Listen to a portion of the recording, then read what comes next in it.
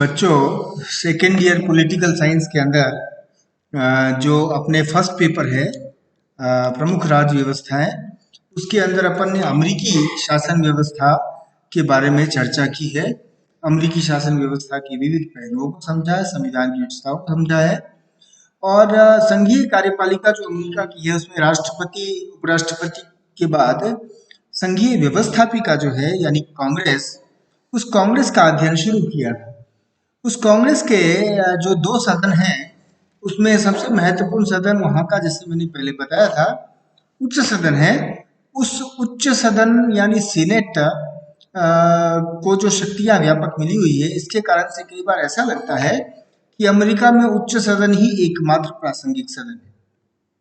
ये सही है कि सीनेट को व्यापक शक्तियां हैं। सीनेट को कार्यपालिका संबंधी, विधायिका संबंधी और अन्य प्रकार की भी बहुत सारी शक्तियां हैं, जिसके कारण कभी ऐसा महसूस होता है कि प्रतिनिधि जो दूसरा सदन है, लोकप्रिय सदन, उसका क्या महत्व है। लेकिन आज हम फिर से अपन प्रतिनिधि सभा यानी अमेरिकी कांग्रेस का, अमेरिकी संसद का जो निम्न सदन है, जिसे लोकप्रिय सदन भी कहते हैं, प्रतिनिधि सभा, हाउस ऑफ रिप्रेजेंटेटिव्स, उसके बारे में चर्चा करते हैं। देखिए, जो सीनेट है वो शक्तिशाली अवश्य है, लेकिन वो संघीय योजना के अनुसार, संघीय ढांचे के अनुसार प्रत्येक राज्यों को दी गई सदस्यता के आधार पर उसका निर्माण हुआ है सीनेट का। तो जो लोकप्रिय सदन है यानी जिसमें सीनेट का प्रत्यक्ष निर्वाचन होता है, लेकिन जो लोकप्रिय सदन है जहां पर जनसंख्या के अनुपात में सदस्य संख्या तय है, जहां लोग प्रत्यक्ष निर्वाचन करके सदस्यों को चुनते हैं, वो निश्चित रूप से प्रतिनिधि सभा है। इसलिए प्रतिनिधि सभा सीनेट से कम शक्तिशाली अवश्य है, लेकिन इसका महत्व कम नहीं है।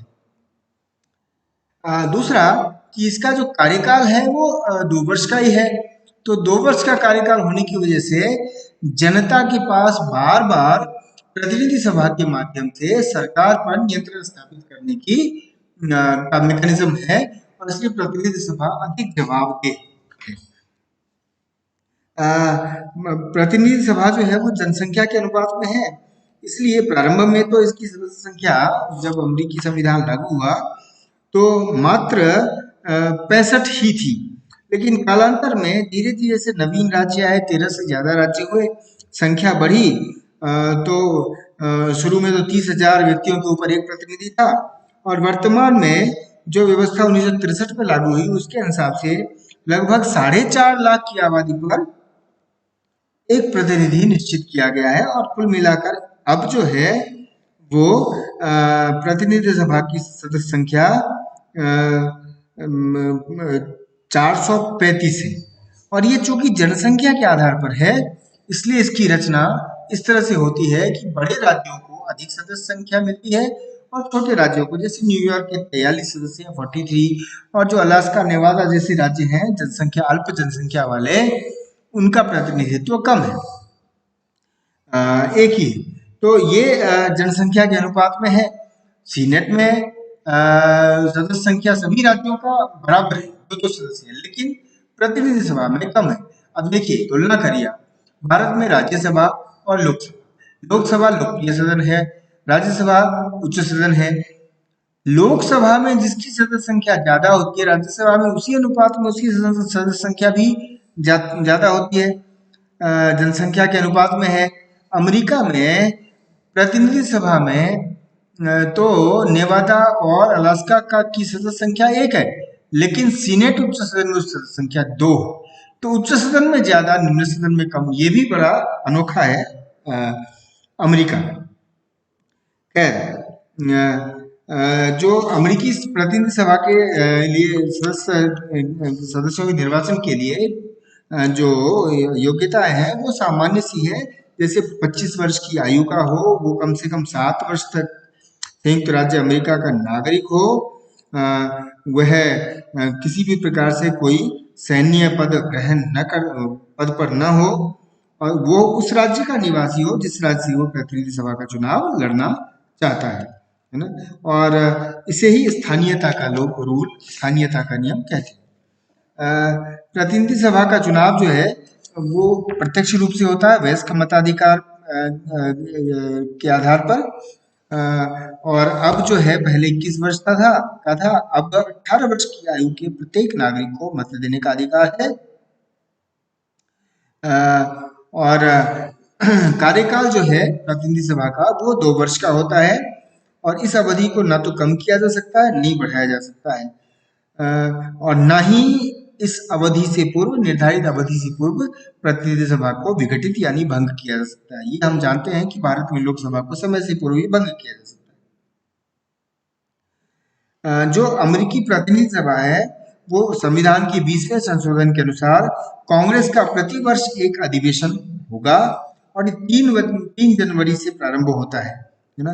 कांग्रेस के दोनों सदनों का अधिवेशन उस समय तक चलता रहता है जब तक कि सदस्य अधिवेशन के स्थगन के लिए मतदान न करें, और दोनों सदनों का अधिवेशन एक साथ ही स्थगित होता है। यदि दोनों सदन एक ही तिथि पर स्थगन के लिए सहमत न हो तो राष्ट्रपति स्थगन की तिथि निश्चित करते हैं, है ना। हालांकि विशेष अधिवेशन भी आपात स्थिति में बुलाई जा सकती है। प्रतिनिधि सभा का गठन जो है वो एक जो चुनाव क्षेत्र है उसको वहां जेरी मैंडरिंग कहते हैं। जेरी मैंडरिंग की व्यवस्था है, यानी प्रतिनिधि सभा के सदस्य एक सदस्य निर्वाचित क्षेत्र से चुने जाते हैं और चुनाव क्षेत्रों का जो निर्धारण है वो अमेरिका में राज्यों की विधानसभा विधानमंडल तय करती है, और जो सत्ताधारी दल होता है वो अपनी सुविधा अनुसार वो इन चुनाव क्षेत्रों का निर्धारण कर देता है, जिससे कि विरोधी दल के समर्थकों की संख्या को उस पर्टिकुलर चुनाव क्षेत्र में सीमित किया जाए और उसके सदस्य ज्यादा हो तो चुनाव जीता जा सकता है ना। और इसी जेरीमैंडरिंग के आधार पर, क्योंकि इसकी शुरुआत 1824 में मैसाचुसेट्स के गवर्नर एल्ब्रिज जेरी के द्वारा ये पहला प्रयोग किया गया था, इनके नाम पर ही जेरीमैंडरिंग की ये प्रथा शुरू हुई, और इसके कारण से प्रतिनिधि सभा जो है वो थोड़ा सा टिल्टेड होती है सत्ताधारी पक्ष के फेवर में, है ना, और इसकी कई बार आलोचना भी हुई। प्रतिनिधि सभा जो है वो अपना एक अध्यक्ष यानी एक स्पीकर चुनती है, और 2 वर्ष के बाद प्रतिनिधि सभा के निर्वाचन के उपरांत पहले सत्र में उस स्पीकर का चुनाव किया जाता है, अध्यक्ष का चुनाव किया जाता है। और हकीकत में प्रैक्टिकली जो स्पीकर है वो सदन के बहुमत दल का प्रत्याशी होता है, और स्पीकर का चुनाव बहुमत दल अपने कॉकस यानी कि जो एक अंदरूनी सम्मेलन होता है उसमें कर लेता है, और फिर सदन की औपचारिक सहमति ली जाती है ना। तो ये जो है इसकी व्यवस्था है। प्रतिनिधि सभा का कार्य, जो उसकी शक्तियां और कार्य है वो भी अपने आप में व्यापक है।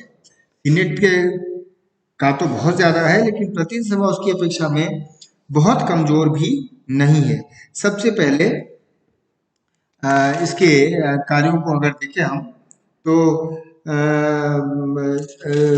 जो विधायी शक्तियां हैं वो प्रतिनिधि सभा की है सीनेट की भांति, यानी कि संघीय विषयों पर कानून निर्माण की शक्ति इस कांग्रेस को प्राप्त है, और कांग्रेस के दोनों सदनों को ही इस पर विचार करने का अधिकार प्राप्त है। संविधान निर्माता कानून निर्माण के क्षेत्र में प्रतिनिधि सभा को एक सर्वोच्च स्थान देना चाहते थे, लेकिन प्रैक्टिकल रीजन से संघीय व्यवस्था होने के कारण धीरे धीरे जो निर्णायक स्थान था संविधान में कानून निर्माण का वो सीनेट के पास चला गया। इसी प्रकार संविधान संशोधन की शक्ति में भी कांग्रेस के दोनों सदन अपने 2/3 बहुमत से प्रस्ताव पारित कर संविधान संशोधन का प्रस्ताव पारित कर सकते हैं। कार्यपालिका शक्ति के क्षेत्र में देखें तो कार्यपालिका शक्ति के क्षेत्र में प्रतिनिधि सभा को 2 प्रमुख शक्तियां प्राप्त है। एक, प्रतिनिधि सभा सीनेट के साथ मिलकर युद्ध की घोषणा करती है, और वो अपनी स्थायी तथा विशेष समितियों के द्वारा संघीय सरकार के प्रशासन और संघीय न्यायपालिका के कार्यों की जांच कर सकती है। फिर राष्ट्रपति को निर्वाचित करने की शक्ति, राष्ट्रपति का चुनाव यद्यपि यूं तो निर्वाचन मंडल के द्वारा किया जाता है, परंतु यदि किसी भी उम्मीदवार को निर्वाचन मंडल का पूर्ण बहुमत प्राप्त न हो तो प्रतिनिधि सभा ही पहले 3 प्रत्याशियों में से किसी एक को राष्ट्रपति नामित करती है, निर्वाचित करती है। इसके अतिरिक्त न्यायिक शक्तियां भी प्रतिनिधि सभा की कुछ है, जिसमें प्रतिनिधि सभा राष्ट्रपति, उपराष्ट्रपति और अन्य संघीय अधिकारियों के विरुद्ध महाभियोग का प्रस्ताव पारित कर सकती है। और जिसे फिर सीनेट द्वारा निश्चित प्रक्रिया के आधार पर स्वीकार करने के बाद महाभियोग स्वीकार हो जाता है। इसके अतिरिक्त अन्य भी कई प्रकार की शक्तियां हैं प्रतिनिधि सभा के पास। और ये सही है कि सीनेट अधिक शक्तिशाली है कांग्रेस का उच्च सदन, लेकिन प्रतिनिधि सभा निरर्थक नहीं है। प्रतिनिधि सभा एक इफेक्टिव चेक है। हम जानते हैं कि अभी जो प्रतिनिधि सभा की स्पीकर है प्रतिनिधि सभा की अमेरिका में नैन्सी पेलोसी, उनकी और अभी जो वर्तमान राष्ट्रपति हैं डोनाल्ड ट्रंप, उनके बीच में काफी तनाव की स्थिति रही, क्योंकि वो डोनाल्ड ट्रंप के कार्यों के ऊपर एक जो इफेक्टिव चेक होता है, तीखी टिप्पणियां होती है उनके कार्यप्रणाली पर, वो करती रही है, और इससे राष्ट्रपति भी थोड़े असहज से हो जाते हैं। तो ये है, लेकिन सीनेट की तुलना में तो प्रतिनिधि सभा की स्थिति थोड़ी सी कमजोर है निश्चित रूप से। और यद्यपि प्रतिनिधि सभा कार्य जो है अपना कार्य समितियों के माध्यम से करती है। किसी भी संसद में जो संसद के सदन है समितियों के माध्यम से अपना कार्य निष्पादित करते हैं, और अमेरिका में प्रतिनिधि सभा समितियों के माध्यम से कार्य करती है। जो समितियां हैं प्रतिनिधि सभा की वो कई प्रकार की है। एक तो स्टैंडिंग कमिटीज है, स्थायी समितियां हैं। दूसरे नियम निर्माण समिति है, कुछ विशेष समितियां होती है, फिर कुछ संपूर्ण सदन की समिति होती है, कुछ सम्मेलन समितियां होती है, कुछ संयुक्त समितियां सीनेट के साथ बनाई जाती है, संचालन समितियां होती है सीनेट प्रतिनिधि सभा के संचालन के लिए। तो इन समितियों के माध्यम से प्रतिनिधि सभा अपनी कार्य निष्पादित करती है। प्रतिनिधि सभा का